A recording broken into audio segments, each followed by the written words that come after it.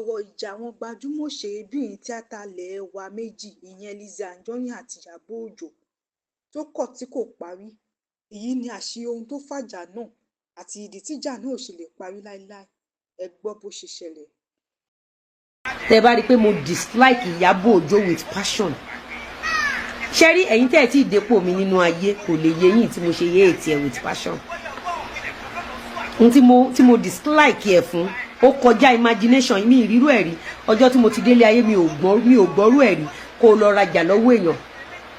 Ó wá sọ pé ó rà mọ́ ẹni yẹn wá dáwó padà fún ẹ. Fúnra pa ọlọ́pàá máa wá gbé ẹ. Ọmọ ìyá mi tán bá gbé ẹ tán tó o bá ní kìmí kó o dúró oore kó o fèèyàn mímọ̀ sọ̀rọ̀ wàá gbé placard ṣó mo gbé gèlè báyìí ẹni ọmọ yẹn máa ń gbé kọ́lọ́ má jarí wẹ̀ orí ìka mẹ́rin níwájú ìka kan lẹ́yìn +2 ó jẹ́ ìka mẹ́jọ níwájú ìka kan lẹ́yìn.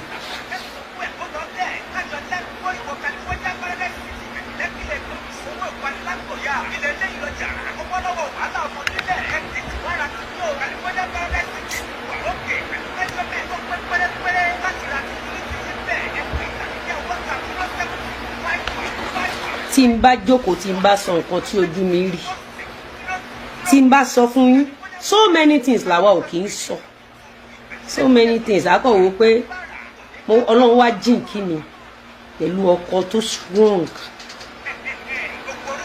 tí mi ò bá fẹ́ Mr. Lawal mo lè má sí láyé mọ́lé mi.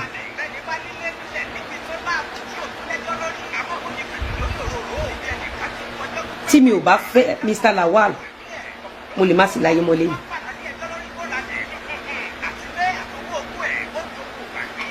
Mi ò rírú ìkà yẹn rí. Ẹ rántí ilẹ̀ kan gbà kan tí Ìyábọ̀ Òjó lémi àtọkọ mi ṣe land grabbing. Ṣé ẹ rántí? Torí pé mo polówó ilẹ̀ Ìyábọ̀ Òjó dẹ̀ lọ gbé èèyàn kan dìde. Ẹ rántí Faith Òjó tó lòun nílé ń wá ralẹ̀ lọ́wọ́ wa. Ṣé ẹ ti gbàgbé ni ẹ máa ń gbàgbé nǹkan jù. Tí Faith Òjó ní ọwọ́ wa lòun ti ralẹ̀ pa ṣe land grabbing fóun. Mo ṣẹ̀ṣẹ̀ ẹ rántí ọjọ́ kẹrin kéèsì Dúmàtà ni o. Mo ṣẹ̀ṣẹ̀ wá jáde mo wá explain fún yín pé ọwọ́ tí wá kọ́ ló ti ralẹ̀. Mix up wà níbì kan. Ibi tí mix up dẹ̀ wà tó bá jẹ́ wípé Faith ṣọ́kì tó bá jẹ́ pé ó gbọ́n ni tó bá jẹ́ pé tòótọ́ ló ní dọ́kúmẹ́ǹtì lọ́wọ́. Since tó ti rí mi níbẹ̀ olórúkọ ni mí nà ó. Kò sẹ́ni tó mọ Faith inú ayé. Ó yẹ kí Faith pè mí ni pé lágbájá ilẹ̀ tí mo rí ẹ yẹn àwọn kan mà talẹ̀ yẹn fún mi. Àmọ́ ṣe rí Ìyábọ̀ Òjó ó máa ń wá every opportunity láti gba ẹ̀mí lẹ́nu àwọn orí aláìṣẹ̀. Tí n bá sọ pé má dá sọ̀rọ̀ Ìyábọ̀ everyday làwa mú fọ́tò àtàwọn ọmọ ẹ̀rìn kiri àwọn ò ní pa tí máa parọ́ fún yín. Ìyábọ̀ Òjó kì í ṣọ̀tá kéékèèké kò ń ṣọ̀tá mo fẹ́ fọ́lọ́hun. Ìyábọ̀ Òjó kì í ṣọ̀tá tó máa bẹ́ẹ̀ fa wàhálà tá lọ ní gbogbo ọjọ́ ayé Ìyábọ̀ Òjó tó bá ti jí kò ń ṣèmi nìkan ló ń ṣe fún o. Even àwọn ọ̀rẹ́ ẹ̀ àwọn tó súnmọ́ Ìyábọ̀ tán rò pọ̀ ọ̀rẹ́ ẹ̀ ni ẹ lọ wo ohun tó ń ṣe fún wọn. Àwọn tó jí ọ̀rẹ́ ẹ̀ tọ́jọ́ ń sùn tọ́jọ́ ń jí tọ́jọ́ ń gbéra wọn kiri ẹ lọ wo ohun tó ń ṣe fún wọn. Ẹ lọ wo géèmù tó gbá fún Ràkúnmí recently ẹ wò tó gbá fún Jímèrè ẹ wò tó gbá fún Lọ́kọ ẹ wò tó gbá fún Àpólà Igi ẹ wò tó gbá fẹ́nu ìṣó. Tí Ìyábọ̀ Òjó bá ti jí nígbésí ayé títí ẹ̀ ohun tó máa wá ni pé èwo ni kú kàn nínú ọmọ àwọn.